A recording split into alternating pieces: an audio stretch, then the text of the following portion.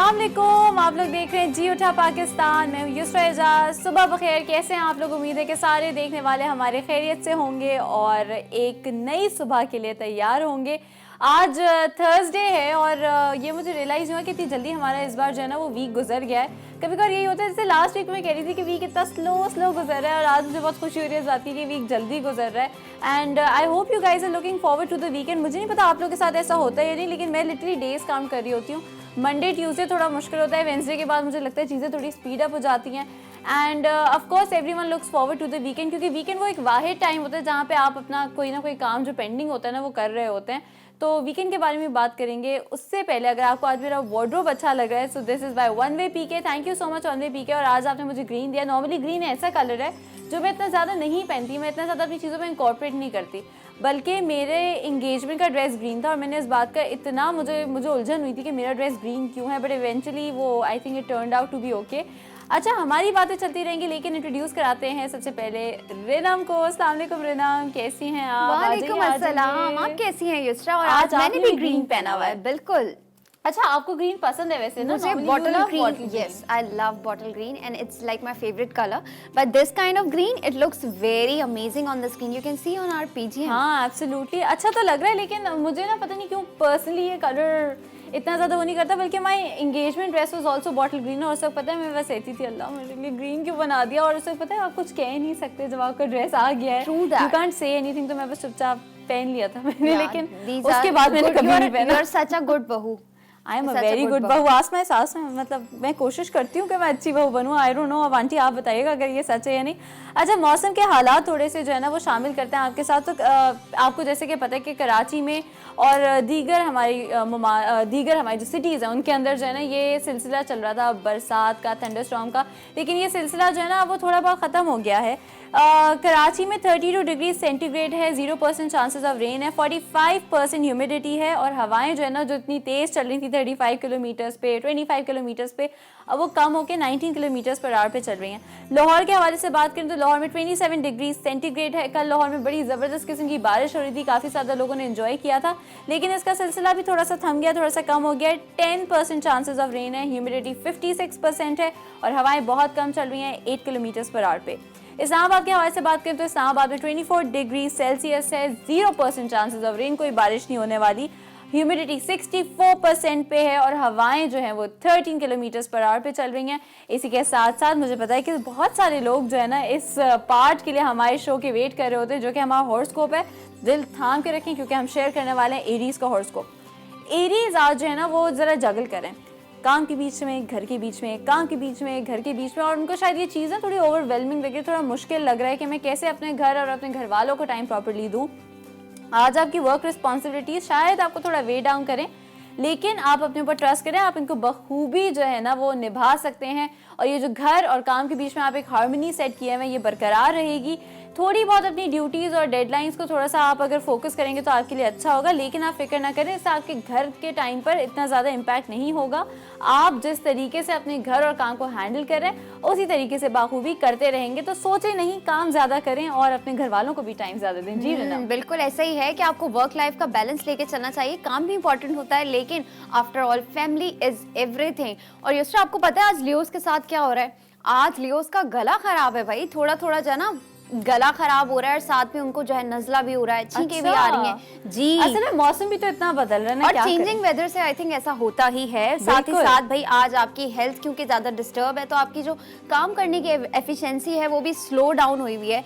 तो आपको क्या करना चाहिए? आपको सबसे पहले जो है डॉक्टर के पास जाना चाहिए। सारी मीटिंग, सारे प्लान, सब कुछ कैंसिल कर दें, सबसे पहले डॉक्टर के पास जाएं, because health comes very very first. Shortly I think मुझे वर्गो को भी शामिल कर ही लेना चाहिए। वर्गोस जनाब, आप जो है ना अपने पार्टनर के साथ आपको आज थोड़ा सा क्वालिटी टाइम स्पेंड करना चाहिए, क्योंकि हो क्या रहा है कि आपके पार्टनर को लेफ्ट आउट फील हो रहा है। उसे लग रहा है कि भाई ये फ्रेंड से जेलसी, ही और शी जो भी आपके पार्टनर हैं उन्हें जेलसी हो रही है कि भाई फ्रेंड्स को इतना टाइम देते हैं और मुझे तो कोई टाइम ही नहीं देते हैं, भाई मुझे भी टाइम चाहिए and I want you time. तो ये होता है, पता है क्या है, पार्टनर्स को ना एक स्पेशल रिक्वायरमेंट होती है। ऐसा है ना युसरा, हमें बड़ी जल्दी जेलसी हो जाती है कि भाई आई एम फर्स्ट, और स्पेशली जब it comes to female when it comes to female तो भाई फीमेल्स को लगता है कि जो है ना priority, I am the first priority यार, मुझे सबसे पहले मिलनी चाहिए। तो जनाब इसका भी ख्याल रखें, अपनी बीवियों को नाराज प्लीज मत करें, को, मंगेतरों को, बिल्कुल, फ्रेंड्स सबसे को, पहले बहुत सारे लोग हो सकते हैं, खास दोस्त हैं।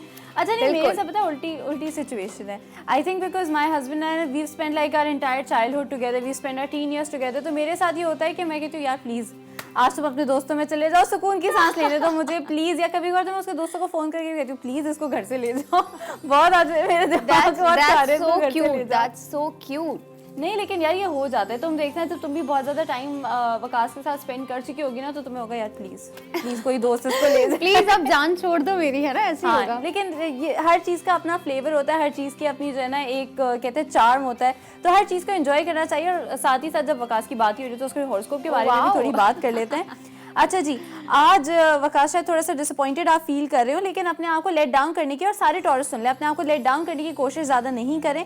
आज आपको कोई फ़ोन कॉल या लेटर आएगा जो कि शायद इतनी अच्छी न्यूज़ ना लाए जितनी आप एक्सपेक्ट कर रहे थे, लेकिन कोई बात नहीं, कभी कभार ऐसा होता है, ज़िंदगी का हिस्सा है। आज आपके अल्लाह ताला से जो कहते हैं तवक्कुल का, या कितनी आप होप रखते हैं अपनी ज़िंदगी से, उसका इम्तिहान है।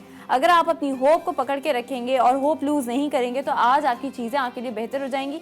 आज के दिन शायद कोई ऐसी न्यूज़ आपको आए जिससे आपका मूड थोड़ा ख़राब हो जाए, लेकिन कोई बात नहीं, अपनी चीज़ों को, अपने आप को अपनी चीज़ों में अगर मसरूफ़ रखेंगे तो आपके लिए अच्छा होगा। साथ साथ जेमिनी का हॉरोस्कोप भी शेयर कर लेते हैं। जेमिनी, आज आपकी फाइनेंशियल सिचुएशन के हवाले से आप थोड़े परेशान हैं। आपको शायद लग रहा होगा कि आपके वॉलेट पे थोड़ा सा कंस्ट्रेंट पड़ा है। ज़ाहिर है महीने का एंड भी चल रहा है, बहुत सारे लोगों के साथ ऐसा हो रहा होगा। शायद कुछ पेमेंट्स आपको मिलनी थी जिसमें आज आपको डिले रिसीव हो रहा है और प्रॉपर टाइम पे वो आपको पेमेंट्स नहीं मिलेंगी, जो कि आपके इसी पैसों के लिक्विडिटी के कंसर्न को जो है ना ऐड ऑन कर दे। लेकिन अगर आप इसको सही तरीके से डील कर लेंगे और अपनी सिचुएशन को संभाल लेंगे तो आपके लिए सही रहेगा। आपके मूड पे भी अच्छा खासा इम्पैक्ट नहीं होगा।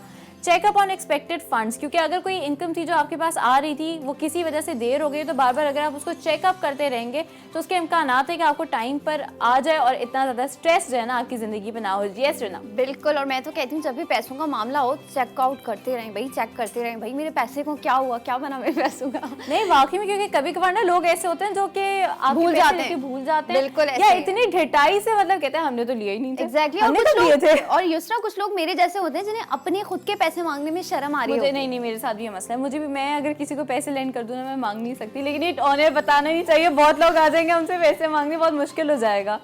किया जाता, बिल्कुल ऐसे ही है कि मना भी नहीं किया जाता। साथ ही भाई एक्वेरियस, आज आपके ऊपर मौसम का असर होने वाला है। अगर मौसम चेंज हो रहा है, डस्टी हो रहा है, तो इसका सबसे ज्यादा इम्पैक्ट एक्वेरियस पे आने वाला है। आज हो सकता है आपका थोड़ा सा इसकी वजह से गला भी खराब हो जाए और आपको बहुत ज्यादा छींके भी आए। Plus if you consider going to the doctor, तो ये एक बहुत अच्छा आइडिया है। आपको सबसे पहले डॉक्टर के पास जाना चाहिए, क्योंकि पता है क्या होता है, छोटी छोटी एलर्जीज को जब हम इग्नोर कर रहे होते हैं ना, तो वो फिर बड़ा मसला बन जाता है और फिर हमें डायरेक्ट जो है ना वो नौबत आ जाती है 3-4 दिन छुट्टियों की। तो जनाब सबसे पहले आपको आज जो करना चाहिए वो अपनी हेल्थ पे तवज्जो देना चाहिए। साथ ही साथ पाइसेस को भी थोड़ा सा शामिल कर लेते हैं। पाइसेस जो हैं वो आज थोड़ा सा डाउन फील कर रहे हैं। क्यों डाउन फील कर रहे हैं? क्योंकि बहुत टाइम से उन्होंने अपने फ्रेंड से कॉन्टैक्ट नहीं किया है।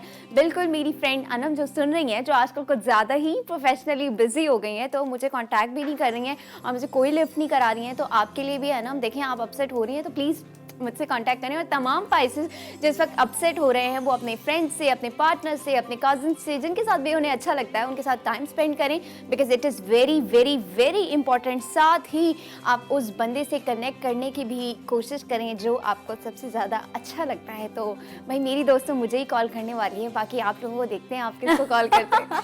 अच्छा जी, उसी के साथ साथ कैंसर के हवाले से थोड़ी बातें शामिल कर देते। तो कैंसर, आज आपके और आपकी रिलेशनशिप के सितारे जो है ना वो थोड़े गर्दिश में, ज़रा से मसाइल वहाँ पे हो सकते हैं।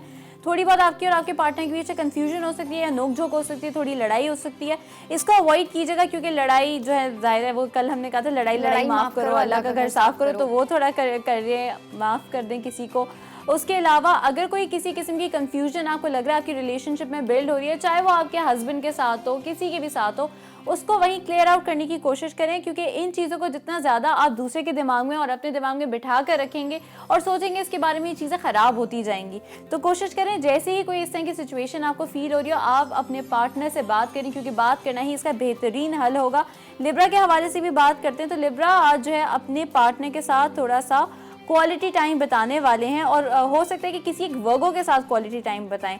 परहैप्स थोड़े से जो लोग हैं ना वो आपसे जेलस होंगे आज, क्योंकि आपके बहुत ज़्यादा फ्रेंड सर्कल बढ़ने वाला है बहुत जल्द, और आपको कुछ आइडियाज़ आएंगे आज। वो आइडियाज़ बड़े इनोवेटिव किस्म के होंगे, तो उन आइडियाज़ को संभाल के रखें।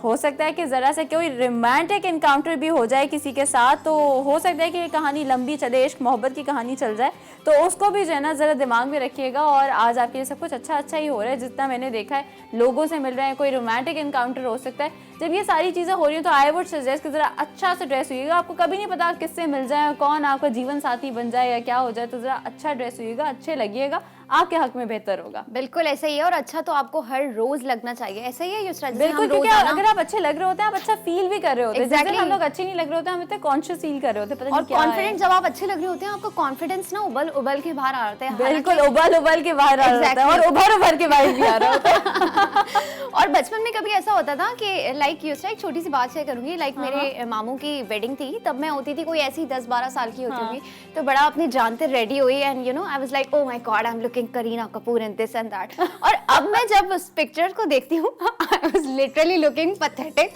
मेरा लाइनर एक कहीं लाइनर जा रहा था, एक कहीं, एंड आई वाज नहीं, ऐसे में हम लोग को ना मेकअप करना आता था, और उस टाइम पे अगर आपको याद हो, वो मैंने भी थोड़े दिनों पहले आपको एक तस्वीर दिखाई थी, काली काली आंखें चल रही होती थी, बिल्कुल लिप पे कोई कलर ही नहीं होता था, और ऊपर से हमें ना बाल बनाने आते थे ना कुछ आता था। बिल्कुल याद है वो जो गुड टाइम दैट वाज ना, डेड स्ट्रेट बाल जो चल रहे थे, चिपक के स्कैल्प से आके चिपके होते थे। अल्लाह, वो कभी मुझे अपनी पुरानी तस्वीरें कभी भी नहीं देखनी है। अच्छा, मेरे पास आते हैं ना, अगर मेमोरी में कोई पॉपअप हो जाती है तस्वीर, तो मैं जल्दी से सेटिंग्स में जाके ना उसको ओनली मी कर देती हूं। मैं भी यही करती हूँ, हमेशा रिमूव करती थी, जिससे पहले कि कोई मजाक उड़ाए। और फनी चीज, ये वही पिक्चर्स होती थी जो हम बड़े मतलब यू नो खुश होकर फेसबुक पे पोस्ट करते थे, लाइक्स आएंगे इस पे। बिल्कुल ऐसा ही है जन्ना। आप तो सेजिटेरियस की भी बात कर लेते हैं, क्योंकि वो इंतजार कर रहे हैं। तो जनाब, आज पैसों के जो मामलात हैं वो आज गड़बड़ हैं, और आप जो कुछ पैसे आपके ड्यू हैं। बहुत सारे लोगों के पैसों के मामलात गड़बड़ हैं। जेमिनाई के लिए भी आया था, और अभी उसके लिए भी आया था, सेजिटेरियस के लिए भी आया, लिब्रा के लिए भी आया था, और ये मेरे लिए तो रियल भी है। हाँ, पैसों के मामलात गड़बड़ चल रहे हैं। जैली जी, मुझे अल्लाह ताला से पूरी उम्मीद है कि मेरे पैसे जल्द मुझे मिल जाएंगे, और जो है इंशाल्लाह मेरी मीटिंग है वो भी हो जाएगी। तो भाई, आपके लिए ये लिखा हुआ है हॉरोस्कोप में कि आप जो है बड़े कॉन्फिडेंटली होके उन लोगों से बात करें, और ये पैसे आपके हैं। तो मतलब आप फोन करने वाली हैं? बिल्कुल, मैं आज लाजमी, बल्कि मैं अभी ब्रेक पे ही फोन करने वाली हूँ। और आपके भी हॉरोस्कोप में यही लिखा हुआ है कि राइटली इन लोगों के साथ इन्वॉल्व हो जाएं, और आप अपने पैसों के बारे में पूछें, इनसे आराम से सब्र तहम्मुल से बात करें, तो जनाब लाजमी आपका मामला हल हो जाएगा। साथ ही कैप्रिकॉर्न्स को भी शामिल कर लेते हैं। जनाब, आज आपके साथ जो है ना, आपके रोमांटिक पार्टनर या फ्रेंड्स के साथ आपका थोड़ा सा ना खटपट होने वाली है। तो again the same thing Yusra, हम क्या कहते हैं ना, खटपट के लिए लड़ाई माफ करो, अल्लाह का घर साफ करो। बिल्कुल, ये तो हम सबको याद करवा देंगे। तो जनाब, आपने जो है, और आपके लिए ये भी एडवाइस है कि आपने अगर कोई गलती कर दी है छोटी सी, कभी कभी ऐसा होता है कि हम गलती करते हैं और हमें पता नहीं चलता, तो जनाब आज आपको अपॉलॉजी करनी चाहिए। छोटा सा सॉरी कहने से कोई नुकसान नहीं हो जाता है, आपके रिलेशनशिप्स, आपकी फ्रेंडशिप, सब कुछ सेव हो जाता है। क्या ख्याल है? बिल्कुल एब्सोल्युटली। और यही होता है कि सॉरी करने से कोई छोटा बड़ा होता नहीं है, जैसा कि रिनम ने बताया। और दूसरी चीज़ ये भी होती है कि आप की किसी और के दिल में ना जगह बढ़ जाती है। बिल्कुल, क्योंकि वो कहते हैं कि भाई इसकी गलती भी नहीं थी, फिर भी इसने अपोलोजाइज कर लिया, और आपको खुद भी अच्छा लगता है। और फिर अल्लाह ताला की ज़ात तो देख रही है ना, अगर आज आपको आपके किसी अपोलॉजी का या झुक जाने का यहाँ पे रिवॉर्ड नहीं मिला, तो अल्लाह ताला की तरफ से तो बिल्कुल मिलेगा। उसी के साथ जब रिनम ने अपना हॉरोस्कोप मेंशन कर दिया, तो मैं भी स्कॉर्पियोस के हवाले से बात कर लूँ। आज स्कॉर्पियोस थोड़ा पास्ट में रह रहे हैं, पुरानी चीज़ों के बारे में सोचे, पुराने टाइम के बारे में सोच रहे हैं, और थोड़ा नॉस्टैल्जिक भी फील कर रहे हैं। और शायद ये जो नॉस्टैल्जिया है ना, अभी ही आई थिंक मेकअप की बातें कर रहे थे पुराने। हाँ, बिल्कुल, वाकई नॉस्टैल्जिक। वाओ यार, दिस इज सो रियल। तो ये जो नॉस्टैल्जिया है ना, जो आप पुरानी बातें सोच रहे हैं, हो सकता है कि इनकी वजह से आप थोड़ा सा अफसरदा भी हो जाएं, क्योंकि ज़ाहिर है जब आप ओल्ड चीज़ें मेमोरी सोच रहे होते हैं, कभी उन लोगों के बारे में सोच रहे होते हैं जो कि आपके साथ नहीं रहते, कभी कभार दोस्तियाँ ख़त्म हो जाती हैं, कभी कभार ज़ाहिर है कुछ लोग होते हैं जो इस दुनिया में नहीं रहते, तो थोड़ा बहुत आप जो है ना ज़रा सैड फील करेंगे। अगर आप सैड फील करें तो एक अच्छी इसकी जो रिकमेंडेशन आपको दी है वो ये है कि जिन लोगों के बारे में आप सोचें, आप उनको कॉल कर लें, उनसे बात कर लें। उनसे जब आप बात करेंगे तो आपको अच्छा फील होगा, और ज़ाहिर है वो पुरानी वो दोस्त यार जब मिलते हैं और बैठ के वो सारी मेमोरीज डिस्कस हो रही होती हैं, चीज़ें डिस्कस हो रही होती हैं, तो अच्छा ही लगता है। अगर ये नहीं कर सकते तो फ़ोटो एल्बम उठा लें और फ़ोटो एल्बम देख लें, उसके थ्रू सिफ्ट कर लें, उससे काफ़ी ज़्यादा पुरानी यादें ताज़ा हो जाएंगी और आपको बेहतर लगेगा। आज अगर आप थोड़ा सा टाइम अपने पार्टनर के साथ या अपनी फैमिली के साथ गुजारेंगे तो अच्छा होगा, क्योंकि ज़ाहिर है ऑलरेडी आप इतना ब्लू फील कर रहे हैं, तो फैमिली के साथ रहेंगे तो थोड़ा बेहतर लगेगा। और अगर आप लोग आज एज अ फैमिली बैठ के पिक्चर्स देखें, साथ पुरानी पिक्चर्स देखें, नई पिक्चर्स देखें, कोई ऐसी पिक्चर्स देखें जो आप मतलब सब इंजॉय करते हैं, तो वह आप लोगों के लिए बड़ा ही अच्छा एक कहते हैं ना कि बॉन्डिंग सेशन बन जाएगा। तो मुझे लगता है मुझे अपनी शादी की एल्बम जो है वो निकालनी चाहिए। ऐसा ही है, बचपन की, बल्कि शादी से ज्यादा बचपन की। शादी तो आपकी अभी अभी हुई है ना, तो वो तो इतनी पुरानी बात नहीं आई थी। आज आपकी एल्बम मेरे घर पर पड़ी हुई है, फिर मुझे अपने घर जाके लानी पड़ेगी। What a good reason to go to your home. Absolutely, बल्कि मैं तो वैसे ही मौके ढूंढ रही होती हूँ। इतना करीब करीब ही रहते हैं ना, तो इतना मसला नहीं होता। आई हैव सीन इट, आप तो बहुत ही करीब रहते हो, तो इतना मसला नहीं होता। अच्छा ये होता है, पता है, काफी सारी चीजें जब आपकी शादी नहीं हुई होती और आप अपने घर पर होते हैं, काफी सारी चीजें आप फॉर ग्रांटेड ले रहे होते हैं। Really? और होता है कि ये तो है ही, ये तो ऐसे ही होता है। और उसके बाद जब शादी हो जाती है ना, फिर वही चीज़ें याद आती है। जैसे मुझे याद है कि मतलब शादी से पहले when I was living at my house, तो मैं घर आती थी तो मेरे आने से पहले सबको पता होता था कि ये आ रही है, एसी चला हुआ होता था, और मैं बस आके ना चीज़ें बस इधर उधर फेंक के बस मैं लेट जाती थी, और मेरा कोई काम नहीं होता, मैं लेटती थी। फिर थोड़ी देर बाद जिम के लिए तैयार होती थी, जिम चली जाती थी। और अब मैं आती हूँ, फिर मुझे पता है कि मतलब आके मैं खुद एसी चला के दरवाज़ा पहले बंद करती हूँ कि कमरा ठंडा हो। फिर I try to spend time with my in laws first, उनके साथ बैठ के थोड़ी बातें की। मैं कहती यार ये चीज़ें मैं सोचती ही नहीं थी कि मुझे मतलब अपने माँ बाप से भी जाके बात करनी चाहिए। सबको पता है युसरा आ गई है, और मेरे सोने का टाइम इतना पर्टिकुलर होता था रिनम, सबको पता होता था मैं 7 बजे कमरे में चली जाऊंगी और फिर कोई आ गया, हालांकि मैं सोती नहीं थी, but I would just like to spend so much me time. कि कोई मेरे कमरे में आ गया ना तो बस उसकी शामत है कि आए कैसे आपको पता नहीं। अब मैं अपने कमरे में और मेरा मी टाइम चल रहा है। और मी टाइम में होता क्या था, मैं होती थी, कोई जूस होता था मेरे साथ या कुछ इस तरह के पीने के लिए, like you know I would love having red bull, तो रेड बुल होती थी और फिर मैं बस नेटफ्लिक्स देखती होती थी। लिटरली यही कर रही होती थी। मैं सोचती यार मैं क्या कर रही होती थी मतलब। अच्छा ऐसा होता है ना कि मी टाइम बड़ा नेसेसरी होता है। अच्छा अब मेरे साथ तो पता है क्या होता है, मी टाइम से अगर अपार्ट फ्रॉम दैट बात करें, because I don't really like the me time, I usually like to do things whatever happening. तो मेरे साथ पता है क्या होता है, मैं पढ़ रही होती हूँ, मेरी स्टडी चल रही है and I am going through the laptop and everything, मैं इतनी देर से पढ़ रही हूँ। अच्छा उसके बाद तो मेरा माइंड एग्जॉस्ट हो जाता है। उसके बाद my brother just enters my home and उसी टाइम मैंने फेसबुक को जस्ट क्लिक किया हुआ होता है एंड ही इज लाइक के ये देखो ये पढ़ रही हो, तो वाह वाह मैं अभी बताता हूँ मम्मी को ना कि तुम ये सब बहाने बांधिया करके ना तुम सिर्फ अवॉइड कर रही हो सबको। अच्छा और मैं ना जैसे कि हम अपने शो पे बात करते हैं युसरा कि बच्चे ओवर स्टिमुलेट हो जाते हैं तो वो थोड़े से ना घबरा जाते हैं। तो मेरे साथ भी यही प्रॉब्लम है कि मैं ज़्यादा लोगों, मुझे अच्छा लगता है मिलना, लेकिन ना उस टाइम मैं बड़ी स्टिफ हुई हुई होती है। मुझे लगता है कि मैं बिल्कुल ना चारों तरफ से अटेंटिव हूँ ना, तो मैं बहुत ज़्यादा टाइम ना बहुत ज़्यादा रश में या बहुत ज़्यादा यू नो मैरिज का जैसे शादी हॉल में इतने सारे लोग होते हैं एवरीथिंग, तो वो मैं स्पेंड नहीं कर पाती। तो मैं उससे भी अक्सर भाग रही होती हूँ कि यार इतने सारे, कभी कभी ऐसा होता है मेरे घर पे दावत होती है तो 40 to 50 people are at my place, तो मुझे ना मैं सबसे हाथ मिलाती हूँ, ये वो सबसे मिल लिया ये वो, लेकिन ना मुझे इंटरनली नहीं जाती नहीं हूँ यार, इतनी मुझे छूट नहीं मिलती कि मैं कमरे में चली जाऊँ। माई मदर इज लाइक भाई सब आए हुए हैं तो तुम्हें बाहर बैठना है और गेस्ट को कंपनी देनी है, बट मुझे पर्सनली ना मैं अंदर से फ्रस्ट्रेट हो जाती हूँ कि यार इतने सारे लोग हो गए, मैं क्या करूँ एग्जैक्टली। अच्छा मेरे साथ एक और इसी तरह ना जो लोगों से रिलेटेड एक मसला है कि मैं बहुत ज्यादा लोगों में, अब नहीं है अब थोड़ा सही हो गया, लेकिन इतना एक्सट्रीम होता था कि मैं बहुत ज्यादा लोगों में खाना नहीं खा सकती। मुझसे नहीं खाया जाता था। तो जब लाइक यूनिवर्सिटी जाने से पहले मैं ये करती थी कि दावत भी हो रही है ना तो मैं अपने कमरे में खाना लेकर जाती थी, और अगर तो बहुत ज्यादा लोग हैं शादियों पे तो मैं खाती ही नहीं थी, कभी भी नहीं खाती। अच्छा शादियों पे तो मुझसे भी नहीं खाया जाता, नहीं होता, बहुत ऑकवर्ड लगता है। और फिर उसके बाद ये हुआ कि जब मैं यूनिवर्सिटी गई तो जाहिर है अब मैं कॉन्स्टेंटली वहाँ पे रह रही हूँ और कॉन्स्टेंटली इतने सारे लोग हैं, तो उसके बाद वो आदत बेहतर हुई। फिर शुरू में ससुराल में भी ये हुआ, मुझसे खाना नहीं खाया जाता था, और अब मैंने सब कुछ छोड़ दिया, बस खाना ला दो और मैं 10 लोग भी होंगे तो मैं चुपचाप बैठ के खा रही हूँ, मुझे फर्क नहीं पड़ेगा। अच्छा ये थोड़े थोड़े चेंजेस होते हैं ना युसरा, जो हमारे साइकोलॉजिकल हमारे फिजिकल जो शादी के बाद आ रहे होते हैं, एंड आई डोंट नो मेरे अंदर क्या चेंजेस आएंगे, लेकिन मैं फिलहाल तो, और मेरे साथ ये भी था कि I was the only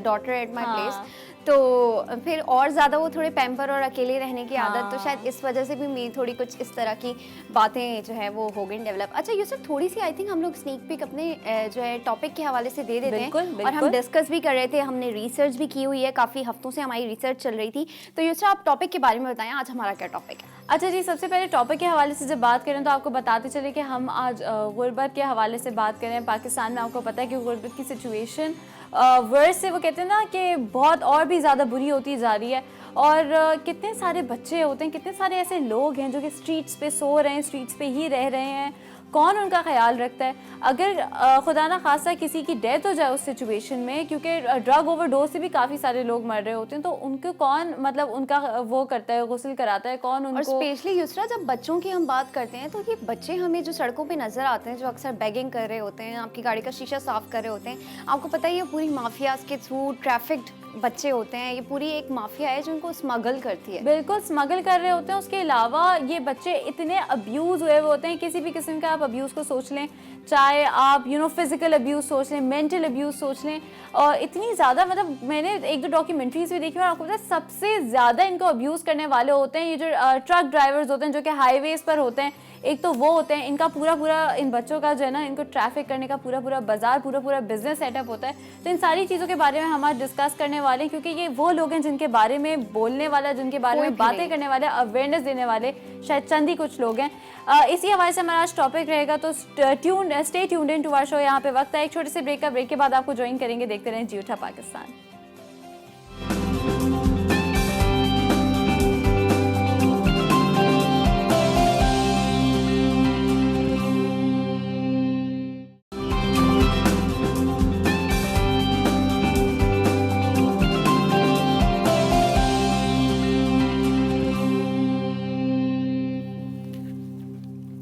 welcome back. आप लोग देख रहे हैं जी उठा पाकिस्तान, और जैसे कि हमने आपको ब्रेक से पहले बताया था कि आज हम गुर्बत के हवाले से बात करें। आज हम उन लोगों के हवाले से बात करें जिनके पीछे एक बहुत बड़ा माफिया तो होता है, लेकिन उन लोगों की आवाज़ सुनने के लिए, क्योंकि यकीनन उनके कोई ना कोई मसाइल होते हैं, कोई ना कोई सिचुएशन की वजह से, कोई ना कोई मजबूरियाँ होती हैं जिनकी वजह से वो ये इस तरह के काम कर रहे होते हैं, आपको पता बोलने वाला कोई नहीं होता कि कितने बड़े स्टैटिस्टिक्स हैं इन लोगों के। जैसे ये लोग हैं, आपको पता है पूरी दुनिया में 100 मिलियन बच्चे जो हैं वो इस वक्त स्ट्रीट चिल्ड्रन हैं, सड़कों पे सो रहे हैं, उन्हें कोई पूछने वाला नहीं है, उनका कोई पुरसाने हाल नहीं है। और 100 मिलियन में से कितने दुख की बात है कि 1.5 मिलियन यानी कि 15 लाख जो बच्चे हैं वो इस वक्त पाकिस्तान में मौजूद हैं। कितना बड़ा। अगर आप पाकिस्तान और इंडिया के बारे में बात करें और कुछ इसी तरह की डेवलपिंग स्टेट्स के बारे में बात करें, तो यहाँ पे सबसे ज़्यादा इस तरह स्ट्रीट चिल्ड्रन का आपको फ्रैक्शन मिलेगा, क्योंकि ना तो हमारे पास कहना चाहिए ना फॉस्टर होम्स हैं, सच ऑर्फनेजेस भी हैं, तो वो उस तरीके से काम नहीं करे, ना कोई ऐसे रेफ्यूज सेंटर्स हैं या कुछ जहाँ पे ये बच्चे जाएं तो इनको मतलब पाला पोसा जाए, इनको समझाया जाए कि आगे क्या होता है। उसके बाद इवेंचुअली ये हाथ जब लगते हैं तो ये फिर उन स्ट्रीट माफिया के लोगों के ही हाथ लगते हैं। और इतनी अजीब सी बात है कि स्ट्रीट माफिया इतने स्ट्रॉन्ग है कि आज तक कोई भी गवर्नमेंट इनको टैपर नहीं कर सकी। मैंने कभी भी ना ऐसा सुना ना देखा। मैं भी जब रिसर्च कर रही थी तो मैंने ये पढ़ा कि अगर कोई NGOs जो होती हैं या कोई ऐसा बंदा जो उन्हें हेल्प करना चाह रहा होता है, अपनी पूरी एफर्ट लगा के उन्हें हेल्प करना चाह रहा होता है, तो क्या होता है जैसे ही इन माफियाज को युसरा नजर आता है कि बच्चे अब बेहतरी की तरफ जा रहे हैं ना, उन्हें कंट्री के एक पार्ट से निकाल के बहुत इतना दूर भेज दिया जाता है। फॉर एग्जांपल नॉर्थ साइड भेज देते हैं कि ना वो वापस आ सके। वो तमाम मीन्स से नॉर्थ साइड आपको पता है हमारा तो पूरा टूरिज्म के ऊपर है, और वहाँ पे कोई ऐसे मीन्स ऐसा सच है नहीं, वहाँ के इलाकाई लोगों को भी इतने अच्छे रिसोर्सेज नहीं है, तो इन बच्चों को कौन देगा? एब्सोल्युटली। और उसी के साथ साथ अगर इन बच्चों की स्पेसिफिकली हम बच्चों पे ज़्यादा कॉन्सेंट्रेट करेंगे, क्योंकि हमारे मुल्क का मुस्तकबिल है, इनकी जब बात करें तो 90% ऐसे बच्चे होते हैं जो कि यूज्ड अब्यूज्ड होते हैं, जिसमें फिजिकल अब्यूज़ भी शामिल है, इमोशनल अब्यूज़ भी शामिल है। और काफ़ी बार ये होता है कि ये कहने में तो मतलब बड़ा अजीब सी चीज़ लगती है, लेकिन इनको अब्यूज़ करने वाले बहुत बार ऐसे होते हैं जिनके हाथ में ही लॉ होता है। और उसके अलावा ट्रक ड्राइवर्स जो कि आपको हाईवे पे, मतलब आपको पता है कि जो ट्रक जंक्शंस बने हुए हैं वहाँ पे, मतलब ये प्रॉपर इनको बच्चा बाजार कहते हैं, और ये गलत मीन्स के लिए इनकी चाइल्ड ट्रैफिकिंग हो रही होती है। और ये बच्चे, जब आपके पास कोई मीन्स नहीं होता अर्न करने का या कुछ नहीं होता, तो ये बच्चे इवेंचुअली जो है ना इस सिचुएशन में भी फंस जाते हैं। काफ़ी सारे बच्चे ऐसे होते हैं कि जो शायद इस तरह के कोई काम नहीं करना चाहते, लेकिन वो मजबूर होते हैं, फोर्सफुली उनसे करवाए जाते हैं, और काफ़ी बार फोर्सफुली इनसे करवाया जाता है। अच्छा, हमारे टॉपिक के हवाले से तो आपने थोड़ी बहुत इन्फॉर्मेशन जानी। इंट्रोड्यूस कराते हैं हमारे आज के गेस्ट पैनल को। तो सबसे पहले हमें ज्वाइन किया है फ़हीम सिद्दीकी साहब ने, जो कि एक सीनियर सहाफ़ी हैं। आपने इनको शो पे भी देखा है, FIR इनका प्रोग्राम है, ब्यूरो चीफ हैं एक निजी चैनल के, और फॉर्मर प्रेसिडेंट और सेक्रेटरी भी रहे हैं कराची यूनियन ऑफ जर्नलिस्ट के। अस्सलाम वालेकुम जी, कैसे हैं आप? First of all thank you so much for being here. और टॉपिक के हवाले से तो आपने सुन लिया है, और आपका जिस तरह का आप इतना एक फेमस शो करते हैं और उसका रिलेटेबल हमेशा रहे, इतनी ज़्यादा आपकी रिसर्च है, तो आई थिंक हमारे और देखने वालों के बहुत काम आएगी, उनके साथ हमें किसने ज्वाइन किया। बहुत ज़्यादा काम आएंगे और इनकी तो काफ़ी सारा इसमें रिसर्च भी होगी। साथ ही जनाब हमने थोड़े जो है ना इस हवाले से कि एजुकेशन पे भी इन बच्चों की बात की जाए, तो हमने बुलाए हैं इस वक्त हमारे साथ जो मौजूद हैं वो हैं एहसन साहब, जो हमारे पास पहले भी आते रहते हैं, एजुकेशनिस्ट हैं और साइकोलॉजिस्ट भी हैं। अच्छा, साइकोलॉजी का बड़ा एक किरदार होता है माइंड साइंस थेरेपिस्ट। बिल्कुल, तो माइंड सेट थेरेपिस्ट भी हैं, माइंड साइंसेस थेरेपिस्ट हैं। अस्सलाम वालेकुम sir, thank you so much for coming and giving us your precious time. तो आई थिंक सबसे पहले फ़हीम साहब से बात करनी चाहिए, क्योंकि आपकी तो रिसर्च भी इस मामले में रही होगी और आपने आउटडोर भी काफ़ी शूट्स भी किए होंगे इन बच्चों के ऊपर। तो ये बच्चे बेसिकली कहाँ से आते हैं? देखिए, ये पूरी एक माफिया है और ये सिलसिला, ये मसला जो है पाकिस्तान का आज का नहीं है, बरसों पुराना मसला है। और हमने हमेशा यही देखा कि हुकूमतें जो हैं इस हवाले से मुख्तलिफ दावे भी करती रही, अपने मंशूर में भी जो है पार्टीज़ जो है वो रखती रही कि हम इसको, इस इशू को जो है वो टैगल करेंगे, लेकिन हमने कभी से टैगल होते नहीं देखा जिस तरह से टैगल किया जाना चाहिए था। पाकिस्तान में स्ट्रीट चिल्ड्रंस जो हैं वो यूँ समझ लीजिए कि एक कारोबार है, एक माफिया है जो इसको कारोबार को चलाती है, और वो इनके ज़रिए एक नहीं कई किस्म के कारोबार जो है वो इसके ऊपर रन कर रहे होते हैं। और जैसे अभी आपने खुद भी कहा कि अगर कोई शख्स, कोई बच्चा इससे निकलना चाहे तो इसके लिए नामुमकिन होता है कि वो इससे निकल सके, क्योंकि माफिया ने उसे न सिर्फ इस तरह से जकड़ा हुआ होता है कि वो निकल नहीं सकता, दूसरा उसके ऊपर बहुत ज़्यादा चेक्स होते हैं, उन चेक्स के नतीजे में वो वहाँ से मूव ही नहीं कर पाता कि क्या है। और फिर ये माफियाज जो हैं वो मुख्तलिफ कारोबार, जैसे मैंने पहले कहा, ये पिक करने के बाद एक तो बहुत ही आम सी बात समझी जाती है कि जनाब इनसे भीख मंगवाई जाती है, इनको अब्यूज़ किया जाता है फिज़िकली भी और वैसे भी। उसके अलावा इनकी बाकायदा जो ट्रैफिकिंग होती है मुख्तलिफ दीगर कारोबार के लिए। आपको बेगार कैंप कोई चलाना है, आपने कोई अपना शुरू किया, आपको वहाँ पे बच्चा चाहिए, ऐसे बच्चे चाहिए जो मजबूत बदन के हों, जो अच्छा काम कर सकते हो, ये माफियाज वहाँ प्रोवाइड करती हैं। आपको कहीं और किसी चीज़ के लिए चाहिए, वहाँ पर ये प्रोवाइड किए जाते हैं। तो एक पूरी माफिया है जो इसके ऊपर काम कर रही है, और ये आज से नहीं कर रहे, ये अरसा दराज से कर रहे हैं। और इसके पीछे हमने हमेशा ये देखा कि हमें जो मजबूत लोग, उस लेवल के, जिस लेवल के लोग जो हैं वो गवर्नमेंट्स की, जिन्हें सपोर्ट हासिल हो, जिन्हें इंतज़ामिया की सपोर्ट हासिल हो, वो इसके पीछे होते हैं और हमेशा से होते आए। तो एक ऐसा गेम है कि जिसके ऊपर आप सुनेंगे कभी कि हुकूमत ने जो ऑपरेशन शुरू कर दिया है, और वो ऑपरेशन आपको 2 से 4 दिन से ज़्यादा नज़र नहीं आएगा। और वो बच्चे जो स्ट्रीट चिल्ड्रन के नाम पर जो है वो कहीं उठाए जाएंगे या ले जाए जाएंगे, किसी रिहेबिलिटेशन मरकज़ में ले जाए जाने के नाम पे, वो कुछ अरसे के बाद फिर वहीं मिलेंगे। और जो रिहेबिलिटेशन के नाम पे जो मराकज़ हैं वो भी इस सारे गेम का हिस्सा है। हमने तो ये भी देखा कि वो खुद भी इस सारे गेम का हिस्सा हैं। वो मराकज़ असल में कर ही यही रहे होते हैं कि वो कुछ अरसे के लिए लाकर वहाँ पे बच्चों को रखा जाता है, वहाँ पे उनको जो है काउंसलिंग की जाती है कि तुमने करना तो बाद में यही है जाके, तो क्यों तुम इससे निकलना चाहते हो, जाओ देखो बहुत मजबूत लोग हैं, बहुत खौफनाक लोग हैं, बहुत खतरनाक लोग हैं, इनसे मत बिगाड़ना, जो ये कहते हैं वो कर लो। मतलब कि इनके फियर को जो है वो यूज किया जाता है, डराया जाता है जी। तो ये और आज से नहीं है, ये बहुत पुरानी कहानी है। अब तो मैं समझता हूँ कि ये हाथ में ही उन्हीं बच्चों के हैं जो कभी खुद स्ट्रीट चिल्ड्रन थे और आज खुद वो गैंग्स जो हैं वो ऑपरेट कर रहे हैं। जो कभी स्ट्रीट चिल्ड्रन के तौर पे किसी गैंग के हिस्सा बने थे या उनके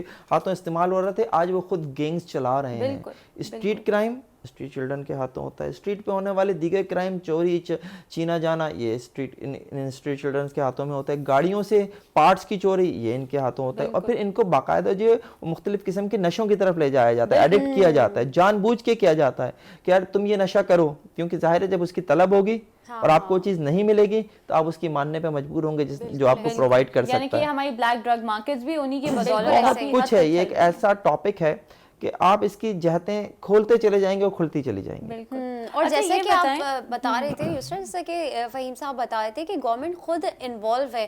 तो फिर जिस चीज़ में आपकी गवर्नमेंट या आपकी अपर बॉडी इन्वॉल्व है तो उससे तो मेरे ख्याल में निपटना एक बहुत ही मुश्किल मरहला है। मैंने ये नहीं कहा कि गवर्नमेंट इन्वॉल्व है, मैंने कहा कि वो लोग जो बहुत ज्यादा ताकतवर होते हैं। बिल्कुल, जैसे मैंने कहा कि हायर, हमने तो ये भी देखा बाज़ औक़ात के बाद अरकान असम्बली के नाम भी इसमें आते रहे कि वो जो इन सारी चीज़ों के पीछे इन्वॉल्व है, इंतजामिया के अफराद के नाम आते रहे, पुलिस अफसरान के नाम आते रहे। और ये हकीकत देखिए, मैं एक बात हमेशा कहता हूँ कि कोई भी क्राइम उस वक्त तक नहीं पनप सकता जब तक उसका मजबूत बैकअप ना हो। और जिन लोगों की मैं बात कर रहा हूँ ये बेसिकली ऐसे क्राइम्स का बैकअप है, और बैकअप है तो वही क्राइम जो है वो आगे बढ़ रहा है। बहुत क्लियर है कि इस वक्त हमारे मुल्क में जो है स्ट्रीट चिल्ड्रंस की जो तादाद आप बता रही हैं, जो रिसर्च करके हमारे सामने आती है, वो एक्चुअल फिगर नहीं है। इससे बहुत ज़्यादा हैं लोग जो इन सारी चीज़ों में इन्वॉल्व हैं, वो बच्चे। और उनके लिए रिहेबिलिटेशन की हम बात करते हैं तो हमें नज़र ही नहीं आता कि कुछ है। अच्छा, हम बात करते हैं, एक चीज़ मुझे आपसे पूछी है कि नए पाकिस्तान की जब बात करते हैं तो बहुत रेवोल्यूशनरी चेंजेस आ रहे हैं, हमने देखे हैं जो हमने शायद पहले कभी नहीं देखे। सिंपल सा एक वो है कि हमारी पहले पॉलिटिक्स को समझा जाता था कि वो कहते हैं ना कि लेगेसी है, कंटिन्यू होगी। एक फैमिली अगर पॉलिटिक्स में इन्वॉल्व है तो वही आगे लेके चलेगी। कुछ चीज़ें हमने रेवोल्यूशनरी देखी हैं जिसको हम इग्नोर नहीं कर सकते। लेकिन आपको क्या लगता है कि नया पाकिस्तान क्या इन चीज़ों को एड्रेस कभी करेगा या कभी उनको ज़रूरत ही नहीं पड़ेगी? देखें, एड्रेस तो पहलों ने भी किया, जो पहले थे इन्हें भी करना चाहिए, लेकिन बात यह है कि अभी के जो उनके चैलेंजेस हैं उनमें ज़ाहिर है ये अभी उनके लिए एक बड़ा चैलेंज नहीं है। उनके चैलेंज अभी ज़ाहिर है मईशत है, उनके चैलेंज जो है अभी करप्शन है जिस तरफ उन्होंने फोकस किया हुआ है, और उनकी जो सिमत है ज़ाहिर है उसके ऊपर अभी सवाल भी उठ रहे हैं कि वो सिमत सही है या गलत है। लेकिन ये एक ऐसा मसला है इस सोसाइटी का कि उसकी तरफ देखने की, उसके ऊपर कोई ना कोई पॉलिसी लाने की सबसे ज़्यादा ज़रूरत है। क्योंकि देखें, जो शख्स स्ट्रीट पे चल के जवान हो रहा है, पल के जवान हो रहा है, वो भी तो इस मुल्क का एक करामत शहरी हो सकता है ना। तो जब आप उसको करामत शहरी बना लेंगे तो डेफिनेटली आपके मुल्क और कौम के लिए वो बेहतर होगा ना। लेकिन ऐसी सोच हमें ना तो माजी में कभी नजर आई है, ना अभी हमें नजर आ रही है। फौरी तौर पर तो देखें 7-8 महीने हो चुके हैं, हमें ऐसी कोई चीज़ नजर नहीं आई है। बल्कि फ़हीम साहब, बच्चों ने, जो हमारे स्टूडेंट्स होते थे यूनिवर्सिटीज़ के, उन्होंने खुद ही इनिशिएटिव लिया कि हम अपने यूनिवर्सिटी के बाहर जो ग्रीन बेल्ट्स हैं या जो फुटपाथ्स हैं उस पर हम इन बच्चों को पढ़ाना शुरू करते हैं। तो हमने देखा कि 1-2 साल बाद हुकूमत ने उस पर भी बोला कि आपके पास लाइसेंस नहीं है और आप ये नहीं कर सकते। मतलब एक जो गुडविल पे काम रहा था उस काम को भी बंद कर दिया गया। मैं यही तो कहता हूँ ना कि माफियाज चूंकि जिस चीज़ के पीछे हों वो चीज़ फिर उसको सुधारना आसान नहीं होता। आपके सामने जो है क्लिफ्टन ब्रिज के नीचे चलने वाले स्कूल का मामला मौजूद है। बच्ची किस तरह से मेहनत कर रही थी स्ट्रीट चिल्ड्रंस को पढ़ाने के लिए, लेकिन क्या हुआ, और सिर्फ खुद आपने भी बताया यूनिवर्सिटी वाला, ऐसे लातादाद केसेस आपको, ये तो हम कराची की बात करें, पूरे मुल्क में ऐसी लातादाद कोशिशें जो हैं वो लोगों ने अपने तौर पर की, लेकिन उनके रिजल्ट नहीं निकलने दिए गए। क्योंकि उनको जाहिर ये है कि वो जो पुरानी सोच है ना कि अगर पढ़ गया, शऊर आ गया, तो फिर ये हमारे किस काम का। फिर तो हम इसे उस तरह से इस्तेमाल नहीं कर सकेंगे जिस तरह से हम आज इस्तेमाल कर रहे हैं। तो जाहिर है उसको जो हमेशा से कर्व करने की कोशिश की गई है। दुआ करें, मैं तो अब दवा के बजाय मैं तो कहता हूं दुआ की जरूरत है। ये आप बताइए कि जैसे हम अभी माइंडसेट के बारे में बात करें तो इन बच्चों का माइंडसेट इस तरह से फॉस्टर होता है कि वो बंद कर दिया जाता है, फियर से खेला जाता है इनके उस सिचुएशन में। और जिस तरह के आपको पता है कि ये यूज और अब्यूज होते हैं, उस सिचुएशन में साइकोलॉजिकली इन पे क्या इम्पैक्ट पड़ता है, इनकी पर्सनैलिटीज पे क्या इम्पैक्ट पड़ता है। क्योंकि कुछ पर्सनैलिटी टाइप साइकोलॉजी कहती है कि ऐसी होती हैं that are prone to crimes, that are prone to drug abuse। तो क्या ये उसी किस्म की पर्सनालिटी टाइप्स बन रहे होते हैं या इधर भी आप किसी किस्म से चेंज इनकी सोच में ला सकते हैं? सबसे पहले तो ये कि ये दो चीज़ें हैं, दो एंगल हैं इसके। एक तो वो है कि जो ऑलरेडी एक गरीब तबका है, उनके बच्चे हैं और उनकी पूरी फैमिलीज़ हैं। जैसे अभी बस ये रमज़ान की आमद है तो आप देखेंगे कि फैमिलीज़ इधर इंटीरियर सिंध, इंटीरियर पंजाब, हर जगह से, पूरे मुल्क के हर पसमानदा तबके से उठ के बड़े शहरों का रुख करेंगे, जिसमें डेफिनेटली कराची सबसे ज़्यादा शिकार होगा और लाहौर और इस्लामाबाद भी। अब वहाँ पे जब वो ये पहुँचेंगे तो ये पूरी फैमिलीज़ मिल के एक साथ और पूरे 1 महीना 1.5 महीना और ईद के बाद तक भी वो लोग बैठे रहेंगे और वो लोग एक चाहेंगे कि लोगों की हमदर्दियाँ और लोगों के मजहबी जज्बात को इस्तेमाल करते हुए उनसे वो भीख मांगें। दूसरा है कि वो बच्चे जो मुल्क के मुख्तलिफ हिस्सों से भाग कर आए हैं और कुछ वो हैं जो अगवा किए गए हैं, तो डेफिनेटली जैसे फ़हीम साहब ने कहा, तो उसमें ये कि ये तमाम वो लोग हैं जो माफिया के हत्थे चढ़ चुके होते हैं। लेकिन सिर्फ बच्चे नहीं, पूरी की पूरी फैमिलीज़ भी हैं जो माफिया के हत्थे चढ़ी हुई हैं। और उसमें बहुत हद तक हम ये नहीं कहेंगे कि हुकूमत या ये वो सभी इन्वॉल्व हैं। माशरे के बड़े बड़े ड्रामे बन चुके हैं, बहुत बड़े बड़े के बड़े बड़े लोग जो हैं वो इसमें इन्वॉल्व होते हैं, क्योंकि this is a business, a complete business, जो कि इनफॉर्मल बिज़नेस हमारा चल रहा है, जहां हम बड़े फ़ख्र से कहते हैं कि पाकिस्तान दुनिया के सबसे बड़े ममालिक में शामिल होता है, आबादी के लिहाज से भी और रेशियो के लिहाज से भी, जो चैरिटी देते हैं। तो क्या मतलब है कि हम सब उसका हिस्सा नहीं है? इसका मतलब है हम चैरिटी दे रहे हैं, फॉर्मली दें या इनफॉर्मली दें, हम अपने ही लोगों को भीख मांगने पे मजबूर कर रहे हैं। ये हमारा अपना एक है कि हम सब हिस्सा हैं इसमें। वो बच्चे, कानून नाफिज करने वाले इदारे, माफिया, ताकतवर लोग और एक आम आदमी, मैं और आप, हम भी अपनी गाड़ी के डैशबोर्ड पे अपनी जेब में खुले पैसे, छोटे नोट, छोटे सिक्के रखते हैं। क्यों रखते हैं भाई? ये हमारा काम नहीं है, ये सरकार का काम है। अच्छा एहसन साहब, थोड़ा रिलीजन की वजह से भी तो हमें इन्फ्लुएंस किया जाता है कि यार अल्लाह के नाम पे मांग रहा है तो तुम दे दो। 99% जो सबसे बड़ा फैक्टर है वो रिलीजन है। बिल्कुल ऐसा ही है। और मैंने तो इनफैक्ट ये भी पढ़ा है, और इस पे तो शायद फ़हीम साहब की भी होगी नॉलेज भी होगी, रिसर्च भी होगी, कि जो हम भीख दे रहे होते हैं ये बड़े अमाउंट में टेररिज्म के लिए जो एड है, जो असलाह खरीदा जाता है, जो बारूदी मवाद खरीदा जाता है, ये उसी से होता है। थोड़ी सी इस पे भी रोशनी डाली। देखिए रिलीजन यकीनन एक बहुत बड़ा इशू है और हम इसकी वजह से देते हैं, लेकिन रिलीजन एक और बात भी कहता है। वो ये नहीं कहता कि हर शख्स को जो है वो दिए जाओ, ठीक है ना। उसमें उसने कैटेगरीज बनाई हैं, बताई हैं कि नादार की पहचान क्या है, गरीब की पहचान क्या है, किसे देना है, कैसे देना है, ये सब बताया है हमारे मजहब ने। लेकिन हमारे जहन में क्या है, नहीं यार ये हाथ फैला रहा है दे दो। ये जो हाथ फैला रहा है ये तो देखो कि उसको वो ज़रूरतमंद है भी या नहीं है। उस पैसे को जो इस्तेमाल करने के लिए वो करना भी चाहता है या उससे कुछ और करना चाहता है, जो आपने भी जिस तरह इशारा किया। हमने ऐसी चीज़ें भी देखी जो ये गदागर माफिया जिसकी हम बात कर रहे थे, थोड़ी देर पहले हसन साहब भी बात कर रहे थे, कि जब इनके घरों पे कभी कोई रेड हुए तो वहाँ से इतनी बड़े अमाउंट्स बरामद हुए, इतने बड़े अमाउंट्स बरामद हुए हैं कि हैरानी होती थी कि यार ये फ़कीर था, ये गदागर फैमिली थी, ये तो हमसे बहुत ज़्यादा कमाने वाले लोग हैं। और ये हकीकत भी है, ये जो एक सोच है हमारे यहाँ कि यार दे दो मांग रहा है तो, और सिर्फ दे दो मांगने है कि सिर्फ बात नहीं होती, लोग जान बचाने के लिए भी दे देते हैं, जान छुड़ाने के लिए भी देते हैं। वो आके आपकी खिड़की के ऊपर नॉक किया जा रहा है तो आप कहते हैं अरे यार ये पढ़े लाओ यार दे दो। बेशक वो आपने पेट्रोल पंप से कुछ जो बच्चे थे खुले वो दे दिए, या आपने किसी वक्त जो निकाल के जेब से रख दिए थे वो दे दिए।